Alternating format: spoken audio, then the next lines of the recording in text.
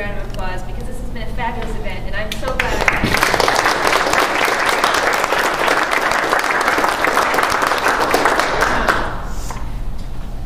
So I work with GlobeMed Penn State's partner project, EAPSEC, as a Partners in Health staff person. And EAPSEC has been working with communities across Chiapas on community organizing, prevention, and healthcare for over 25 years. GlobeMed supports an EAPSEC program called the Health Promoter Network.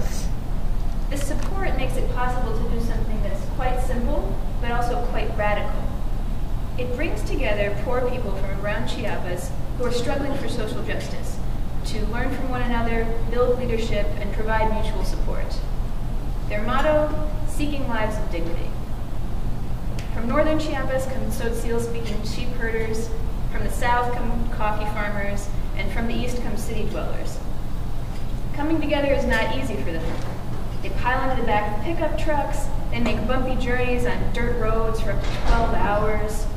They put aside their farming and livelihoods despite the economic costs to their fragile incomes. So what is so important to them? What compels them to come to this Health Promoter Network season after season? Tonight I'd like to share with you some of the answers to that question. Why is something so simple as a meeting also so radical and so critically important? I began to find an answer during one of my first visits to Chiapas almost 3 years ago. It was my first visit to the Sierra Madre, which is a band of mountains that extends all the way up to Canada. EAPSEC and around 20 health promoters had convened in a tiny town called Becucal. I met some wonderful colleagues there for the first time. One was a health promoter named Hector, who had come from a small town in a valley. There, he lovingly supported 3 disabled relatives, his wife and young daughter, by growing coffee, hiring himself out as a driver, and getting any odd jobs he could. Their home had been destroyed in the flooding of Hurricane Stan, and they were just settling into a tiny one-room house that the government had provided on higher ground. He had a reputation for integrity and a shy smile, and when we met, he was only 23 years old. I also met a health promoter named Rosa. She came from a town several hours' walk away. While her husband was working day labor in the U.S., she was raising their children on her own and had brought in the entire coffee harvest by herself. She was known for visiting the sick in her town and had a wealth of knowledge about local plants for relieving symptoms. To arrive for the workshop's 8 a.m. start time, many people had left home at 3 or 4 a.m. to walk on foot. One goal of the workshop was to look at the results of a health survey that the health promoters had implemented. Many of the problems that they found in the survey, from diarrhea to tuberculosis, had their roots in poverty. At one point, a member of EAPSEC put a question to the group. People here are poor. Why do you think that is? The answers surprised me. One of these very same resourceful, persistent people said, because we don't know how to work. Yes, said another person, looking down at his hands. We don't know what it means to work. We're lazy. Another person said quietly, because we're ignorant. We're stupid, so we can't make any money. This was the consensus. Lazy and stupid. From people who I knew were anything but. Then EAPSEC got to work. These ideas came from somewhere. This is what folks had been told by teachers, politicians, media, religious leaders. But what were the real reasons for this poverty? EAPSEC started off by leading an activity. They helped people to estimate how much time they spent in a year on planting, tending, and harvesting coffee. The promoters bubbled over with answers. At least a couple months to just clean the field, and then it's about a month to harvest, but that's 10 hours a day, every day. When all was said and done, and all the calculations, the answer was hundreds of hours. The smooth, shade-grown gourmet coffee that they produced often sold for $12 or $15 a pound in the States. Yet how much were the producers usually paid? About $2 or less, they said. Together we did the numbers, calculating on a large paper tacked to the cinder block wall. This meant that if they were paid by the hour, their wage would be far less than $1 an hour. This number sank in. Heads started to nod. People started turning to one another and talking about it. Some people that had started off with resigned faces started to look surprised, inquisitive. In this way, we began to analyze how these communities were indeed producing enormous wealth. They just weren't getting most of it. EAPSEC also explored with the group how illness deepened poverty. Between these communities and the nearest hospital is a daunting mountain range with only one mudslide-prone dirt road. The journey is not only long, but expensive. $40 each way was a huge hit to the average income of $500 to $1,500 a year. Every family there has faced a terrible calculus. How much care can we afford for our loved one? People even recounted stories of the so-called time before the road, in many cases only 10 years prior, when taking a loved one to the hospital meant slinging them between two donkeys and for a day-long trip before even reaching the highway. Yet, not everyone in Mexico has these same problems. EAPSEC asked them, why don't we have a decent road?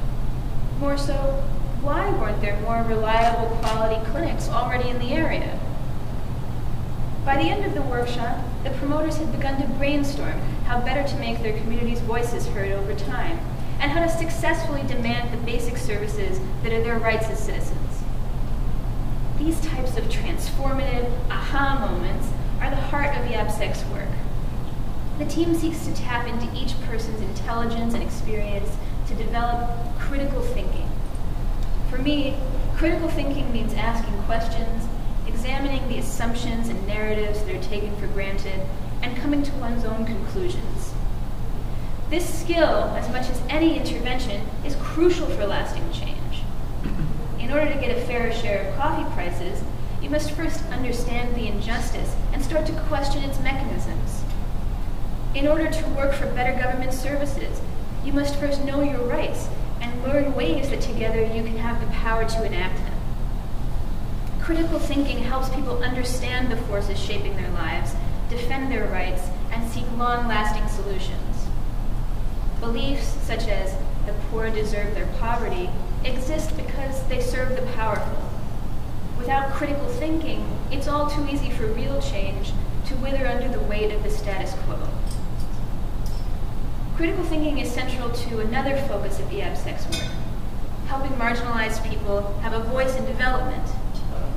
All too often, development can mean large-scale plans that instead of engaging with marginalized people, simply view them as in the way.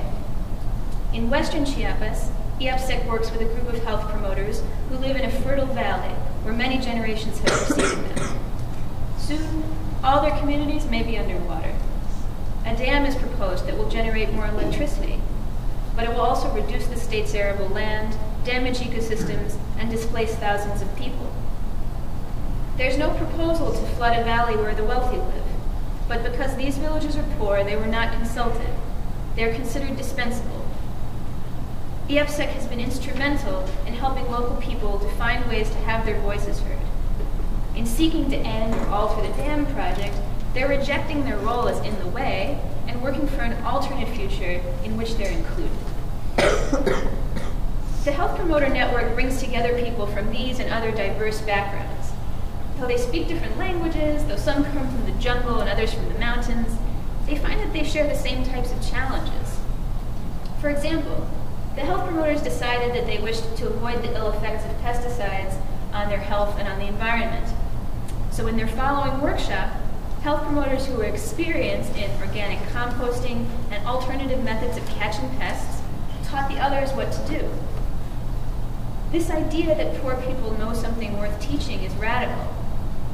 The idea that poor people can think critically and should think critically and come to independent conclusions is radical. Why do people pile in to pick up for 12 hours and lose several days' work? I think it's because they're hungry to think and to examine, to be exposed to new ideas. They're eager to be in a space where everyone is both a student and a teacher, and where they're never in the way.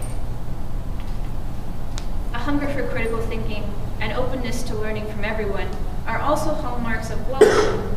I've been consistently impressed at how GlobeMed students ask difficult questions and strive to engage with questions that affect billions of people. Students of GlobeMed realize that helping shape a world in which every human being matters is not only the right thing to do, but the smart thing to do in an interconnected planet. By supporting the network, GlobeMed opens up possibilities for people across Chiapas. GlobeMed brings countless aha moments that help people change their lives and their communities. Hector, Rosa, and nearly 100 other health promoters are very grateful for your solidarity and hope that you'll stop by their next meeting to share your ideas too.